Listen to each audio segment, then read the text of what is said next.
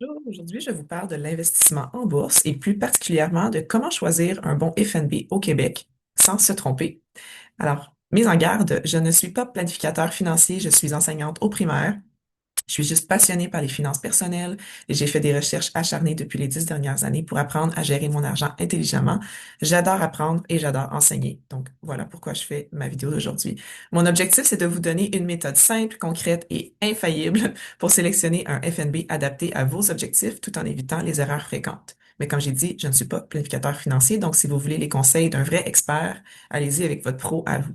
Il existe des centaines de FNB. Comment savoir donc lequel choisir? Je vous montre une méthode simple et ma promesse d'aujourd'hui, c'est de rendre un sujet complexe, simple et concret. On commence avec la question la plus importante. Qu'est-ce que c'est votre objectif? Pourquoi vous voulez investir? Donc, justement, étape 1, déterminez votre objectif d'investissement. Le bon choix du FNB va dépendre de votre pourquoi, ou en anglais, le mot populaire, votre why, en gros. Qu'est-ce qui vous motive à investir? Donc, les questions à se poser avant de commencer à choisir un FNB. Est-ce qu'on investit pour la retraite? Est-ce que c'est pour un achat important dans les 3 à 5 prochaines années? Vous voulez plutôt des revenus passifs qui vont rentrer régulièrement tous les mois ou tous les 3 mois? Ou bien vous préférez un portefeuille tout en un, rien à faire, pas trop de gestion, vous voulez pas vous casser la tête? Donc, des exemples d'objectifs qui sont assez courants chez les gens. Il y a des gens qui veulent une croissance à long terme. Dans ce cas-là, ça va prendre peut-être un FNB d'actions qui couvre toute l'international, Canada, États-Unis, l'Europe, l'Asie. Il y a des tout en un, justement, comme des exemples ici. Quand vous voyez des codes de lettres majuscules, c'est le ticker ou en fait le symbole boursier du FNB. Donc, il porte un nom, mais le raccourci, c'est le petit code ici, le symbole boursier que vous voyez, les majuscules. Un autre objectif, un exemple d'objectif courant, des gens qui veulent des revenus passifs à tous les mois. Ils veulent pas nécessairement que la valeur de leurs actions augmente avec le long terme, mais ils veulent être payés des dividendes à tous les mois. Donc, ça pourrait être un FNB dividende, comme ici, il y a des exemples. Ceux qui veulent de la stabilité, par exemple, si on approche la retraite. Plus on approche la retraite, plus on voudrait essayer d'avoir de la stabilité dans notre portfolio. On va peut-être y aller avec un FNB obligataire. Ça veut dire un FNB qui contient des obligations. La différence entre actions et obligations, c'est que des actions, on devient propriétaire. On achète des petites parts d'entreprise, on devient actionnaire. Quand on achète des obligations, on devient prêteur. Donc, on peut devenir prêteur d'argent pour des grandes entreprises dans notre pays ou à l'international. Puis, on peut devenir prêteur aussi pour des gouvernements de certains pays. C'est plus stable, mais peut-être c'est plus limité au niveau de la valeur qu'on va avoir, là. J'en ai passé un. Investissement responsable. Ah oui, OK. Donc, s'il y en a qui veulent éviter, par exemple, les grandes industries du tabac ou du pétrole, vous pouvez choisir des FNB qui sont axés sociétaires, donc ESG. Euh, ça pourrait aussi être un choix personnel. Une fois que vous savez pourquoi vous investissez, il faut choisir maintenant quel type de FNB vous convient. Étape 2, choisir, disons, notre catégorie. Il y a 4 grandes catégories, 4 grandes familles de FNB.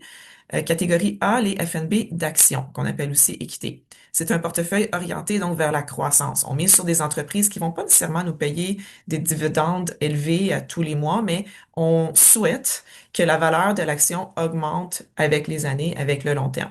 Le risque est plus élevé, ça fluctue plus selon les états du marché financier, les nouvelles mondiales et tout ça.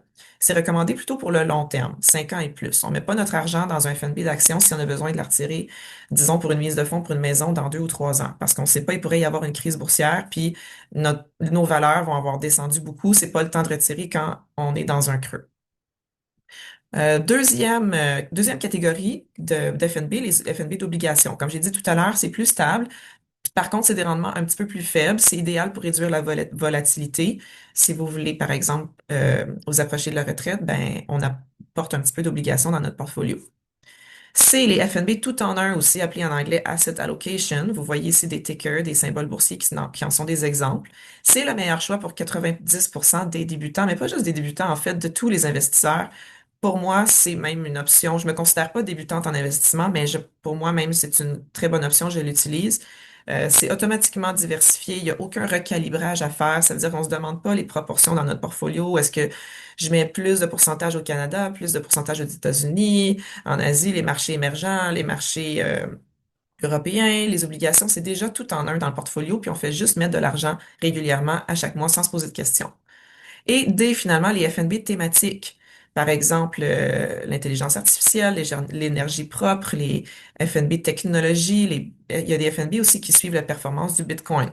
Il faut savoir que tous ces FNB thématiques-là sont plus risqués, plus volatiles, donc à utiliser en petite proportion. On ne met pas 100% de son portefeuille dans des FNB thématiques parce que c'est un peu comme jouer à la loterie, là, aller au casino. Donc, on veut être un petit peu plus prudent avec nos FNB thématiques.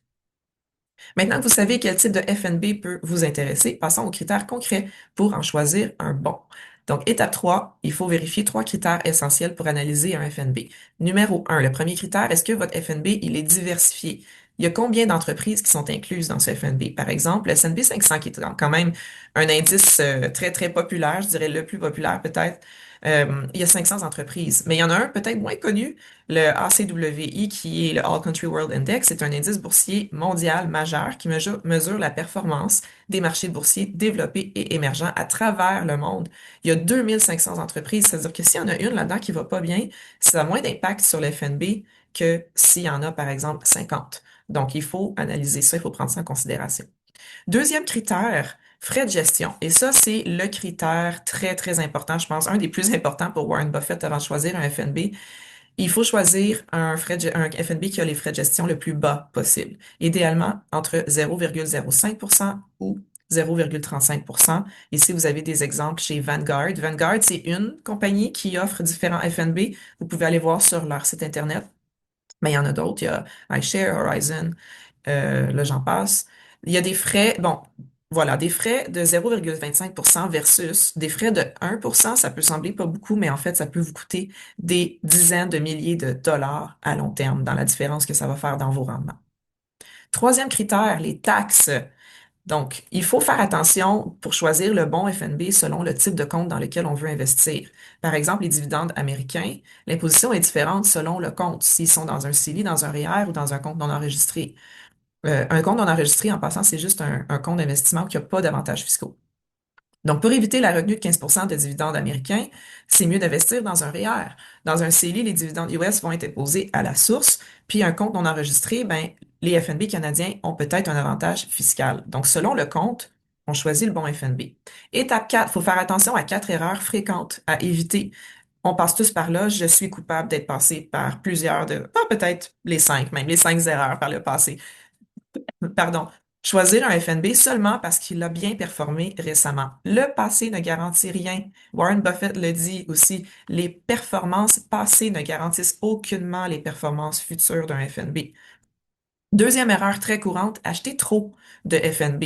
Il faut se diversifier, oui, mais surdiversifier, non. Par exemple, détenir deux FNB, comme mentionné ici, c'est inutile, ils sont presque pareils. En fait, on nuit à notre effet d'intérêt composé. C'est mieux de mettre notre argent tout en même temps dans un FNB, et là, l'effet des effets, voyons, pas de levier, mais des intérêts composés, pardon, je venais de le dire, va avoir beaucoup plus de power. Erreur numéro 3, acheter des FNB thématiques sans comprendre le risque.